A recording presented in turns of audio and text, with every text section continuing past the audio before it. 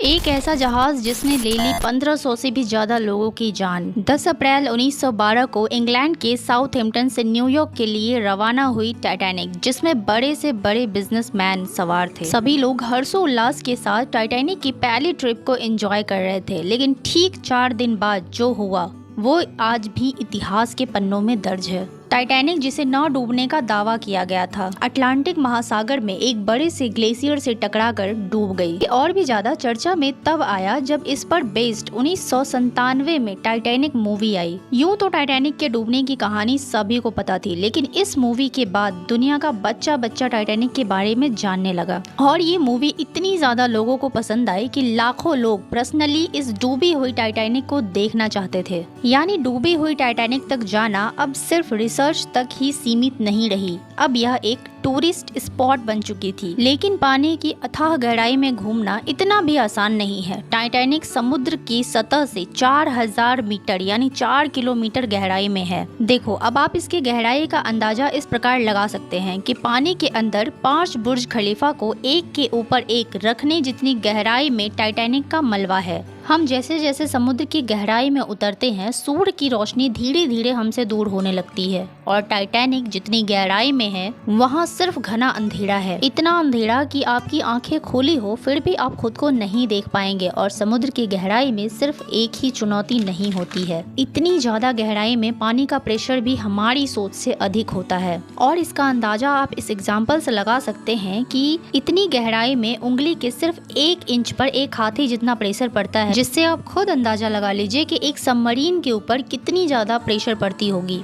18 जून 2023 दिन संडे 5 अरबपति टाइटैनिक मलबे को देखने के लिए टाइटन सबमरीन में बैठकर निकल पड़ते हैं, जिसमें ओशन गेट कंपनी के सीईओ स्टॉकटन रश, फ्रांस के कैप्टन पॉल हेनरी, ब्रिटेन के बिजनेसमैन हैमिश हार्ड्रेक और पाकिस्तान के बिजनेसमैन शहजादा दाऊद और उनके बेटे सुलेमान, ये सभी लोग अपनी सफर की शुरुआत करते हैं। टाइटैनिक तक पहुंचने में नॉर्मली 2 घंटे लगते हैं, लेकिन 1 घंटे 45 मिनट बाद ही मदरशिप पोलर प्रिंस, जो कि टाइटैनिक के ऊपर वेट कर रही थी, उनसे उनका कनेक्शन टूट गया। जहां 2 घंटे लगने थे वहां 1 घंटे 45 मिनट बाद ही वायरलेस सिग्नल बंद हो गया। अब देखो, पानी की इतनी गहराई जहां सूरज की रोशनी तक नहीं पहुंच पा रही है, वहां सिग्नल चले जाना ये एक आम बात है, इसलिए इस पर ज्यादा ध्यान नहीं दिया गया। ये ट्रिप 7 घंटे का था, 12 बजे से लेकर शाम के 7 बजे तक। लेकिन जब 7 बजे के बाद भी सबमरीन से कोई सिग्नल नहीं मिला और ना ही वो वापस लौटी,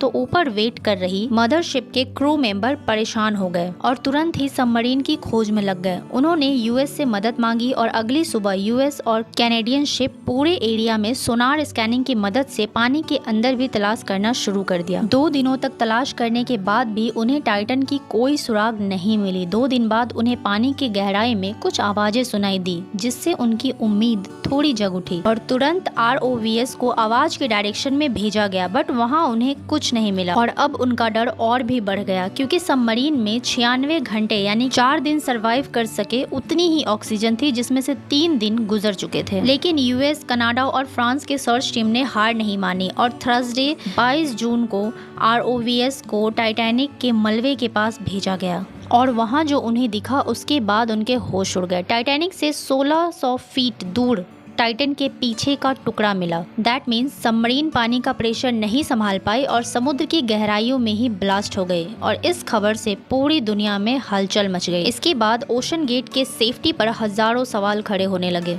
टाइटन सबमरीन 2019 में कार्ल स्टैनली नामक बिजनेसमैन को भी लेकर के गई थी और उस टाइम भी सबमरीन को ओशन गेट के CEO ही ऑपरेट कर रहे थे। कार्ल ने बताया कि जब वे नीचे जा रहे थे तो उन्हें टाइटन की बॉडी से क्रैकिंग की आवाज सुनाई दी, पर उस टाइम उन्होंने इस आवाज पर ज्यादा ध्यान नहीं दिया, क्योंकि उन्हें ओशन गेट के CEO पर ज्यादा विश्वास था। First dive, Stockton did himself, and he heard the carbon fiber making cracking sounds, and he told us all but इस हादसे के बाद उन्होंने CNN को बताया कि शायद वो आवाज इस बात की वार्निंग थी कि टाइटन का बॉडी पानी के प्रेशर को बर्दाश्त नहीं कर पा रही है। और यार अगर इस बात में सच में सच्चाई है तो सीधी सी बात है कि टाइटन में क्रैक पड़ना शुरू से ही स्टार्ट हो गए थे। और साथ ही ये भी बात सामने आ रही है कि सबमरीन से कनेक्शन टूटने के कुछ ही देर बाद समुद्र की गहराइयों से एक जोरदार आवाज सुनाई दी थी, मानो जैसे कि कुछ फटा हो, लेकिन कोई सबूत न होने की वजह से इस बात को सामने नहीं रखा गया। और 5 दिन बाद ऑफिशियली ये बताया गया कि सबमरीन पानी की प्रेशर की वजह से सिर्फ 20 मिलीसेकंड में